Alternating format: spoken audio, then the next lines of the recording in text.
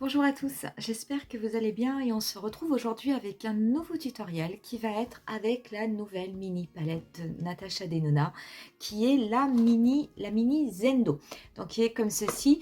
Donc comme toutes les mini palettes de Natasha Denona, on est sur 5 fards de 0,8 grammes pour un prix de palette qui est à 25 euros. Et là cette fois-ci on est dans une harmonie de tons on va dire plutôt chaud. Il y en a vraiment un mélange de chaud, de froid. Et je vais tout de suite donc vous parler donc des couleurs.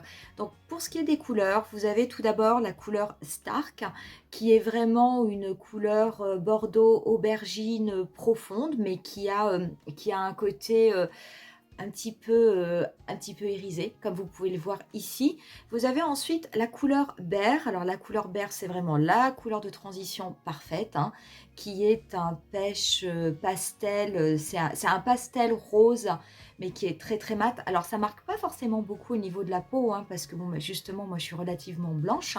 Mais sachez que par contre, pour ce qui est d'estomper, c'est absolument magnifique. Vous avez ensuite la couleur Striped, qui est vraiment une couleur argentée, pareil irisée, mais c'est un argent, mais qui est quand même qui est relativement chaud, puisqu'on a des sous-tons hein, qui se rapprochent de la couleur Stark, donc ça c'est absolument magnifique. Vous avez ensuite la couleur Dazzle. Alors la couleur Dazzle, c'est vraiment une couleur que j'attends depuis longtemps dans les palettes. Parce que tout ce qui est couleur corail, corail irisé, vous en trouvez énormément au niveau des blushs. Mais pour ce qui est des fards à paupières, ben, il n'y en a pas tant que ça. Et alors celui-là, il est vraiment très très très très joli parce qu'en plus c'est un duochrome. Et vous avez donc une couleur corail, il est vraiment très très beau. Vous avez une couleur corail, ça ressort pas très très bien à la caméra, mais avec de légers reflets bronze lorsque vous bougez l'œil ou lorsque vous bougez le swatch. Hein. Mais bon, là, on ne le voit pas très très bien. C'est une couleur sublime. Par contre, alors, ce qui est étonnant, c'est que c'est une couleur qui n'est pas du tout dans la même texture que Striped et les fards irisés ou métallisés de Natasha Denona qui sont en général extrêmement crémeux. Celui-là, il est un petit peu plus ferme et je pense qu'il va falloir, lorsqu'on l'applique sur la paupière, un petit peu plus le travailler que les fards Natasha Denona, en tout cas que ce qu'on le fait habituellement avec ce type de fard. Mais la couleur, par contre, il est vraiment absolument magnifique. Et la dernière couleur de la palette, c'est Uncovered, qui est extrêmement crémeuse et qui est mate, et qui là est vraiment un corail, corail très profond, mais est pareil, hein, très joli. Donc voilà l'harmonie. Donc vous voyez, bon ça y est, on a quitté les tons froids de la Glam Palette, on est complètement sur autre chose. Et cette petite palette, elle est sortie avec une collection. Donc moi la collection, je ne l'ai pas prise parce que c'était pas forcément des produits qui m'intéressaient. Donc elle est sortie, je vais vous mettre les photos, avec un highlighter donc qui s'appelle I Need a Nude. Donc vous êtes sur un highlighter hein, qui a vraiment une teinte champagne. Il a il a un fini métallisé. Donc vraiment, il est très très beau, extrêmement pigmenté. Vous êtes sur un fard qui est de 8 grammes pour un montant de 44 euros. Alors, si vous voulez une petite comparaison, la Bloom Palette, c'est une palette de 4 grammes. Donc, au niveau de l'highlighter, vous avez le double de ça. Alors, je ne l'ai pas pris parce que un highlighter de 8 grammes, quand je vois ce que je mets d'highlighter sur mon visage, j'en mets quand même extrêmement peu. Pour moi, c'est un contenant qui est beaucoup trop important. Après, bah, si vous aimez les highlighters, hein, vous pouvez tout à fait, bien entendu, l'acheter si vous en mettez beaucoup. Et puis, si vous êtes aussi un collectionneur, parce que c'est vrai que par contre, hein, c'est vraiment extrêmement beau. Le packaging est joli et le fard est vraiment très, très beau. Après, en termes de teinte, très honnêtement, vous êtes sur une teinte champagne. Si vous avez un autre highlighter dans ces teintes ou si vous avez la Tan Palette ou vous en avez un ici, sachez que ça peut tout à fait faire l'affaire et que vous n'êtes pas du tout obligé d'acheter cet highlighter.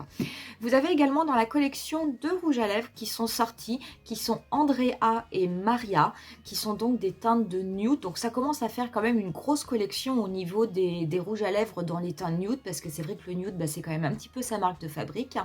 Mais pareil, donc on est sur des fards on est sur des rouges à lèvres pardon, qui vont être mat, semi-mat, qui ont une texture relativement crémeuse, qui sont au prix de 25 euros.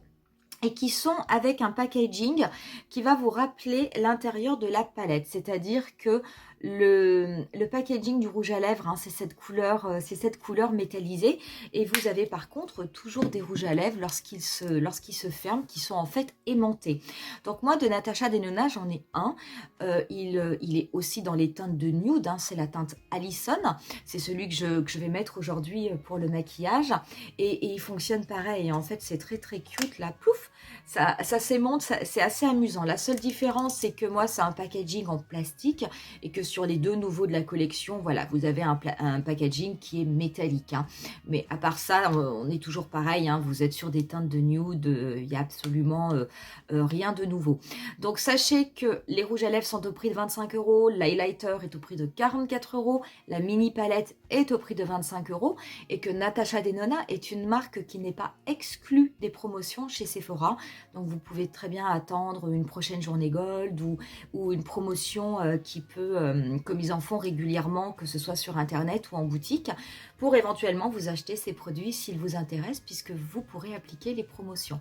D'ailleurs, à ce sujet, il y a actuellement des promotions sur Sephora au niveau des coffrets de parfums et au niveau des soins. Vous pouvez bénéficier d'une réduction de 25% et vous trouverez donc en barre d'infos les codes si jamais vous souhaitez commander quelque chose sur le site de Sephora. Et pour ce qui est du tutoriel, c'est tout de suite. J'ai préparé mon teint avec ma routine Born This Way, comme d'habitude, et on va pouvoir commencer tout de suite avec les fards. Alors je vais prélever la teinte Uncovered, qui est ce corail foncé extrêmement mat, et je vais l'appliquer avec un pinceau qui est dense au niveau de mon pli paupière. Alors, toujours pareil, hein, si vous avez une paupière tombante comme moi et que vous le faites au niveau du pli paupière, lorsque vous allez ouvrir les yeux, le maquillage se verra peu. Mais si vous avez une grande paupière mobile, vous le mettez vraiment dans votre pli paupière. Et si vous avez une paupière tombante comme moi, soit vous le laissez dans le pli paupière, soit vous le faites légèrement au-dessus. Donc on va préciser donc ce nouveau pli paupière donc en appliquant la couleur Uncovered, et je l'applique donc jusqu'au coin interne de mon œil. Par contre, au niveau du coin externe, si je prends un pinceau, vous voyez, c'est vraiment une ligne droite jusqu'à mon sourcil, mais je vais laisser l'espace entre mon ras de cils et la ligne Uncovered, puisque je vais mettre une autre couleur. Et une fois que je l'ai fait d'un côté, je reprends mon pinceau, je reprélève la couleur et je fais exactement la même chose de l'autre côté, donc en trichant un petit peu sur mon pli paupière. Je prends ensuite avec un MAC 217 la teinte Bear, qui est vraiment une très très belle teinte de transition, et je vais déposer mon pinceau, mais alors vraiment sur l'extérieur de Uncovered, pour pouvoir commencer à dégrader la couleur avec des petits mouvements circulaires, mais je m'occupe vraiment que de la partie extérieure de mon maquillage et je ne touche pas du tout à la partie de la paupière mobile.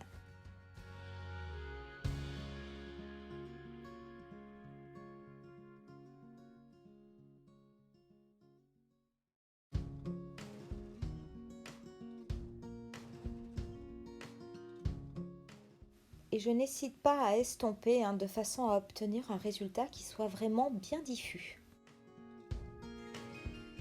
Je prélève ensuite la teinte Stark avec un petit pinceau fluffy et je vais m'en servir du coup pour faire comme un liner. Donc je pars de mon coin externe, je vais l'étirer pour le faire connecter avec le trait Uncovered que j'ai appliqué juste avant.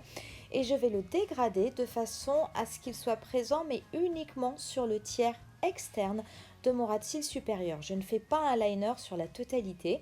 Et je garde ensuite le même pinceau pour faire la même chose au niveau de mon ras de cils inférieur, mais pareil que sur le tiers externe. Donc j'applique Stark et je le connecte en fait avec mon liner que j'ai fait un petit peu plus haut. Alors moi j'ai pris un pinceau à poils courts mais qui est relativement fluffy. C'est pas très pratique. Je vous conseille, si vous avez un pinceau biseauté pour appliquer votre liner ou un pinceau avec des poils plus courts, de vous en servir. Je pense que ce sera un petit peu plus simple pour faire ce trait de liner.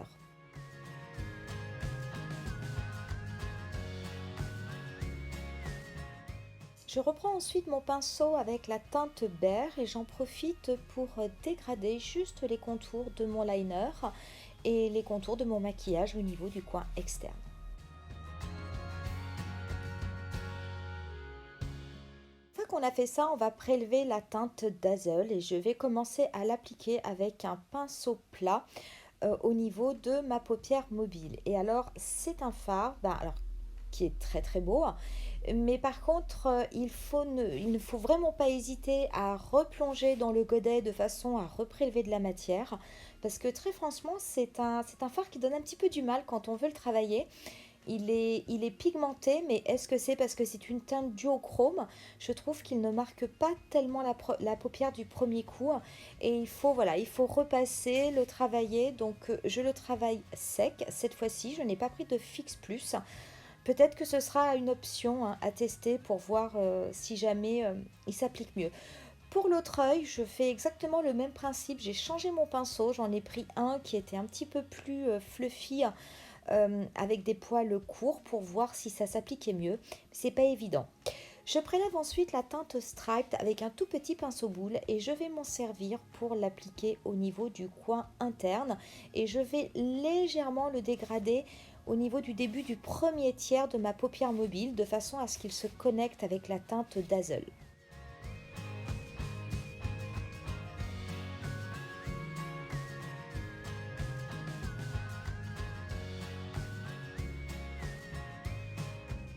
Je reprends ensuite mon petit pinceau et je reprélève la teinte Dazzle que j'ai mis sur la paupière mobile et je vais l'appliquer du coup au niveau de mon ras de cils inférieur sur la partie qui était restée libre vu que je n'avais appliqué Stark que sur le coin externe.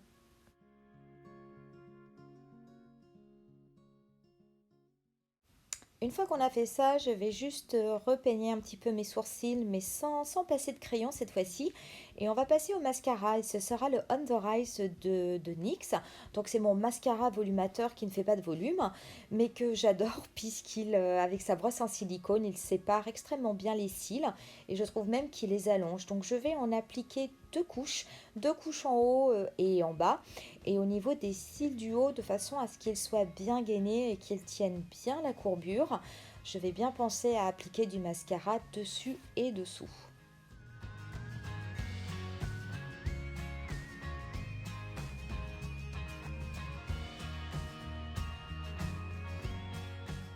Je trouvais que le maquillage manquait peut-être un tout petit peu d'intensité, alors j'ai pris mon crayon liner de chez Bourjois, le Ultra Black, et j'en ai juste appliqué au niveau de ma muqueuse inférieure et supérieure, mais juste pour redessiner le coin interne de mon œil.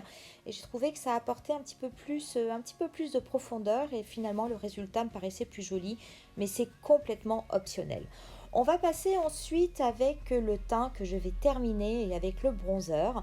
Et je vais rester avec mon éternel Bronze and Glow palette de Natasha Denona.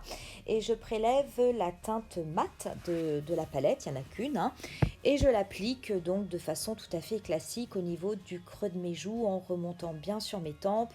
J'en applique au niveau également de la maxillaire, un petit peu du menton et je vais en mettre sur le front et également sur les arêtes de mon nez de façon à un petit peu réchauffer mon teint parce que je trouve qu'il était un petit peu blanc finalement.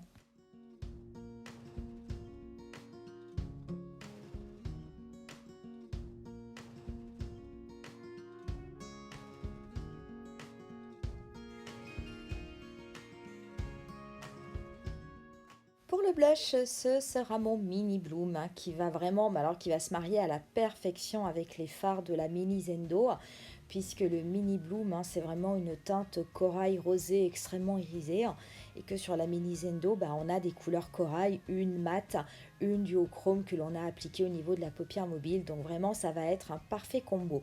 D'ailleurs, avec la collection Holiday, il n'y a pas de blush qui est sorti.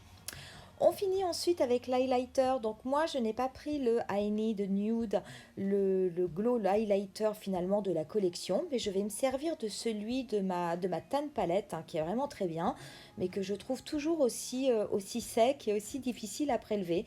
Mais bon, il a une très très belle couleur, donc pas de souci. Et j'en applique au niveau du nez, sur l'arc de Cupidon, et j'en dépose, mais très très légèrement, juste au-dessus de mon blush, de façon à illuminer un petit peu plus tout ça. Pour pour les lèvres, je vais appliquer le rouge à lèvres Nude Allison de chez Natasha Denona. Alors, ces rouges à lèvres raisin, hein, dès qu'on les applique, ils ont une texture crémeuse et un fini qui est fini, semi-mat, pardon. Et vraiment, c'est très très joli, hein. Ensuite, pour un petit peu plus illuminer, parce que les lèvres étaient vraiment très mat, je vais juste appliquer un petit peu d'highlighter au centre des lèvres en haut et en bas. Et du coup, on a terminé avec le maquillage. Et voilà pour le tutoriel, donc j'espère qu'il vous aura plu. Et pour ce qui est de mon avis donc sur cette palette Mini Zendo, alors moi je l'aime beaucoup. Il y a une harmonie qui est plus dans des tons chauds. Alors j'aime les tons froids, hein, puisque vous savez que je suis une grande fan de la Glam Palette. Mais travailler ces couleurs corail, un peu bordeaux, je trouve ça extrêmement joli. Ça va vraiment très très bien aux yeux et quelle que soit la couleur de votre œil, donc vraiment j'aime beaucoup. J'avais un petit doute sur la couleur d'As, donc je voulais vous en parler. Quand je l'ai swatché en tout début de vidéo, je trouvais que la texture n'était pas la même que sur les autres mini palettes de Natasha Denona. Et en effet, en fait c'est une teinte qu'il faut travailler. C'est celle qui m'a demandé le plus de travail. Quand vous l'appliquez, que ce soit au pinceau ou que ce soit au doigt, ça ne marque pas beaucoup la paupière, vous n'avez pas beaucoup d'intensité. Donc il a vraiment fallu que j'aille reprélever du fard et que je le retravaille sur ma paupière de façon à obtenir le résultat que je souhaitais et l'intensité que je souhaitais. Ce qui n'est pas du tout le cas de la couleur Striped ou de la couleur Stark, qui elles sont vraiment des teintes avec une formule Natasha Denona comme on en a l'habitude. Donc attention sur cette petite couleur, vous serez sans doute obligé de la travailler un petit peu plus. Et d'ailleurs, lors d'un prochain tutoriel, je l'essaierai, mais en l'utilisant mouillé. Peut-être qu'avec du Fix Plus, elle va plus marquer la paupière dès la première application, donc ce sera à voir. Mais à part c'est même pas un bémol, hein. À part cette petite différence, on est vraiment sur des couleurs que je trouve extrêmement belles, sur des fards d'une très très bonne qualité, extrêmement bien pigmentés, pareil, hein, qui s'estompent, qui se dégradent toujours avec autant de facilité. Donc, franchement, pour moi, c'est vraiment un petit bijou. Alors, si ce tutoriel vous a plu, et puis n'hésitez pas déjà à me le dire en commentaire. Et puis, si vous avez acheté la petite palette ou si vous comptez l'acheter, n'hésitez pas à me le dire aussi. Et puis, je pense que je vous referai dans quelques jours un autre tutoriel ou peut-être que, je sais pas, peut-être qu'on travaillera plus la couleur striped. Enfin, voilà, on fera un petit truc, hein, pour voir un petit peu l'étendue de cette palette. Donc si vous comptez l'acheter ou acheter les autres produits de la collection, n'hésitez pas à me le dire. Et puis nous, on se retrouve très bientôt pour un nouveau tutoriel. Bye!